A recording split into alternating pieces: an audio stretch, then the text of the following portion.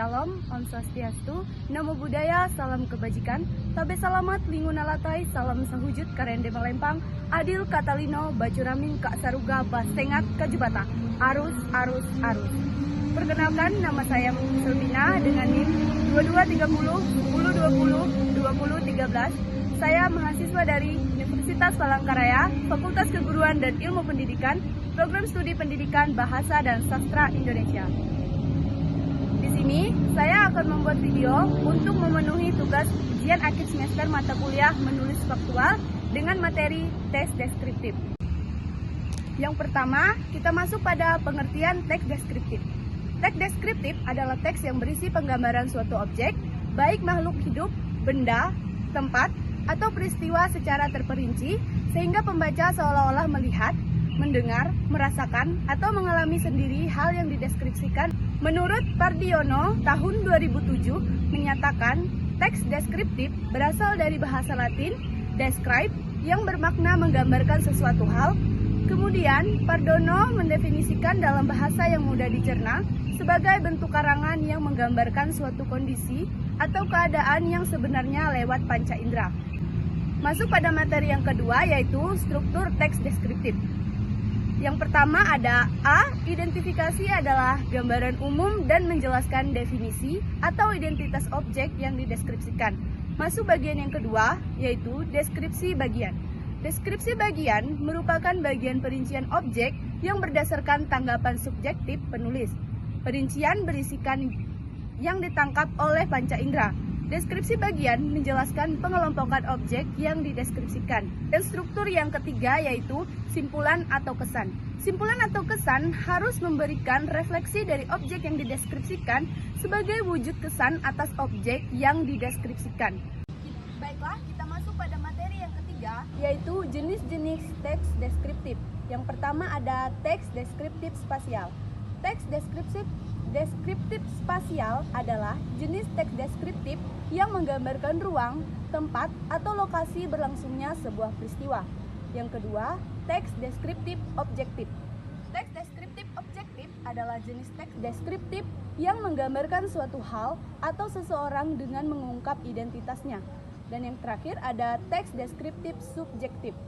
Teks deskriptif subjektif adalah jenis teks deskriptif yang menggambarkan objek seperti tafsiran, kesan atau kesan perasaan pengarang terhadap hal tersebut. Kita masuk pada materi yang keempat, yaitu contoh teks deskriptif. Jadi di sini saya akan mengambil contoh, yaitu tari Manasai, tarian khas Kalimantan Tengah. Seperti yang kita ketahui, Indonesia terdiri dari 34 provinsi dan 34 provinsi itu memiliki tarian khas yang berbeda-beda. Tapi di video kali ini saya akan membahas tentang tari Manasai, tarian khas daerah Kalimantan Tengah. Tari Manasai merupakan salah satu tarian tradisional asli suku Dayak Ngaju, Kalimantan Tengah. Tarian ini menggambarkan pergaulan dan kegembiraan. Semua orang dapat mengikuti dan menarikannya. Pada beberapa kegiatan besar dan acara pesta lainnya, tarian ini kerap menjadi primadona untuk ditarikan bersama oleh masyarakat suku Dayak Ngaju, Kalimantan Tengah, baik oleh laki-laki, perempuan, tua, muda. Dan jika ada tamu undangan yang bukan dari Kalimantan Tengah pun diajak turut serta menarikan tarian ini ketika ada di suatu kegiatan yang menampilkan tari Manasai ini. Tari Manasai dilakukan bersama-sama dan membentuk sebuah lingkaran. Lingkaran ini akan semakin besar apabila banyak orang yang ikut menarikannya. Gerakan tarian ini cukup sederhana dan mudah diikuti dan dipelajari. Gerakannya dimulai dengan semua penari menghadap ke dalam lingkaran. Di tengah lingkaran biasanya diletakkan guci atau media lainnya yang dapat diletakkan di tengah lingkaran penari.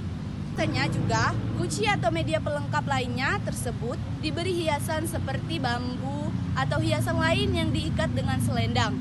Kemudian setelah penari sudah serentak menghadap guci atau media lainnya yang sudah dihias tersebut, maka para penari berputar ke arah kanan sambil melakukan gerak maju bergerak berlawanan arah jarum jam. Kemudian menghadap ke arah luar lingkaran, berputar lagi ke arah kiri sambil melakukan gerak maju sembari mengayunkan tangan dan kiri secara perlahan mengikuti hentakan irama. Begitu seterusnya sambil berputar terus berlawanan. arah jarum jam sembari mengikuti irama lagu yang berjudul Menari Manasai ciptaan Walten Rutsi. Itu penari juga dilengkapi dengan bahalai atau selendang sebagai atribut dalam tariannya. Selendang ini biasanya dapat diikat di pinggang ataupun digantungkan di leher sehingga saat kedua tangan menggerakkannya selendang dapat terbentang sehingga tarian ini lebih indah dan menarik. Kesimpulan dari contoh saya di atas adalah terdapat nilai-nilai tersirat atau belum bahadat yang dipresentasikan pada tarian ini. Di antaranya nilai pendidikan karakter seperti religius, jujur, toleransi, kreatif, mandiri, bersahabat atau komunikatif, cinta damai, cinta tanah air, gotong royong, dan tanggung jawab. Konsepsi ini juga diuraikan dalam falsafah budaya Betang yang terdiri dari 4 pilar, yaitu yang pertama, orang Dayak hidup jujur dan bertakwa kepada Tuhan Yang Maha Esa. Kedua, orang Dayak hidup dalam kesetaraan. Ketiga, orang Dayak hidup dalam kebersamaan. Dan yang terakhir, orang Dayak itu hidup abdi hukum. Dan pembuatan video pembahasan materi ujian akhir semester mata kuliah menulis faktual dari saya. Jika masih ada kekurangan di dalam video ini, saya mohon maaf yang sebesar-besarnya. Wassalamualaikum warahmatullahi wabarakatuh.